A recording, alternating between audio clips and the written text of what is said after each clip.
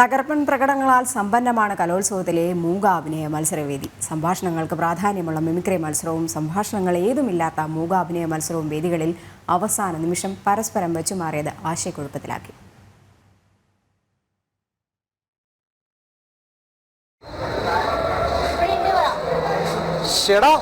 Mimicry മാറി, ഇവിടെ ഇനി മൈമ. ഇനി ഡയലോഗുകളില്ല. കണ്ണും കയ്യും ഉടൽ നീക്കവും കണ്ട് കഥയറിഞ്ഞോളൂ.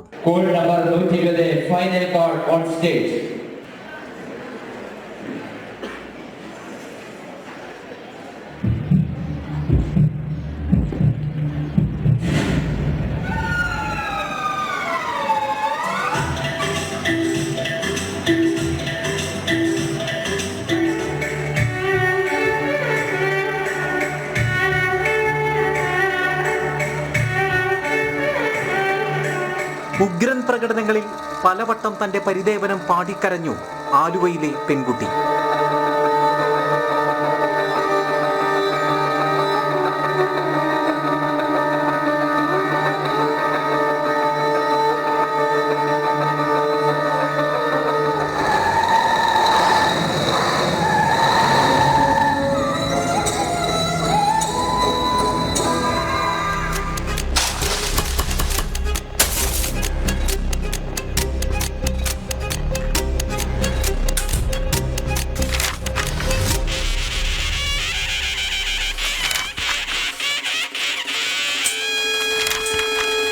കഥകളിലേറെയും സ്ത്രീകളുടെ പ്രശ്നങ്ങൾ, അവരുടെ ഉയിർത്തെഴുന്നേൽപ്പുകൾ.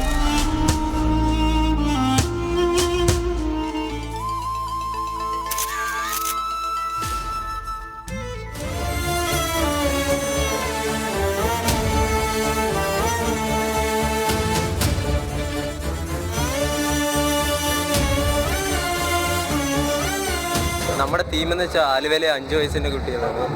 അപ്പോൾ അത് വെച്ചാണ് നമ്മൾ ബേസ് ചെയ്ത് കളിച്ചത്. 4 ചുവരുകൾക്കുള്ളിൽ ഒതുക്കപ്പെടേണ്ടവളല്ല സ്ത്രീ, അത് ഉയർന്ന് ഒരു നടക്കുന്ന സംഭവമാണെന്നുള്ളത് കാണിക്കുക. ഇപ്പോഴത്തെ ഒരു സമകാലിക വിഷയം പീഡനമാണ്. അത് ഞങ്ങൾ 5 മിനിറ്റിലൂടെ സംസാരിക്കാൻ കഴിയില്ല. മൂകാഭിനയം, അങ്ങനെ അഭിനയത്തിലൂടെ ഞങ്ങൾ 5 മിനിറ്റ് അത് സ്ത്രീ എന്നുള്ളത് എന്താണെന്ന് ഞങ്ങൾ അത് കാണിച്ചു കൊടുത്തു. വിഷയം കഥാവിഷയം പിടികിട്ടാതെ പലരും കുഴങ്ങി. നിഗമനങ്ങൾ ചിലരുടെ ശരിയാവും, ചിലരുടെ ശരിയാവില്ല. ഇല്ല, തീം നമ്മൾ നേരത്തെ നമുക്ക് ആ ടോണിനൊന്ന് ഐഡിയ കിട്ടിയാൽ കഴിഞ്ഞാൽ നമുക്ക് പെട്ടെന്ന് മനസ്സിലാക്കാൻ പറ്റും. കൊച്ചുകുട്ടികളെ സെക്ഷലി അബ്യൂസ്മെന്റ് ആയിരുന്നു കൂടുതലായിട്ടും വന്നത്. തീം ഇപ്പം തേര് അതൊക്കെ നമുക്ക് മനസ്സിലായി. കുതിര, അംഗം, അങ്ങനെയുള്ള ചെറിയ രീതിയിലൊക്കെ മനസ്സിലാവുന്നു. കണ്ടന്റുകൾ വന്നിട്ട് ഇപ്പോൾ സ്ത്രീകൾക്കെതിരെയുള്ള ആക്രമണം, അങ്ങനെയുള്ള കുറേ തീമുകളാണ് വന്നത്. യുദ്ധത്തിനെതിരുള്ളത്, അങ്ങനെയുള്ള കഠിന പരിശീലനം പ്രകടനം മികച്ചതാക്കിയതിന്റെ നിർവൃതി. നമ്മളിപ്പോൾ വർഷങ്ങളായിട്ട് ചെയ്തു വരുന്നതാണ്.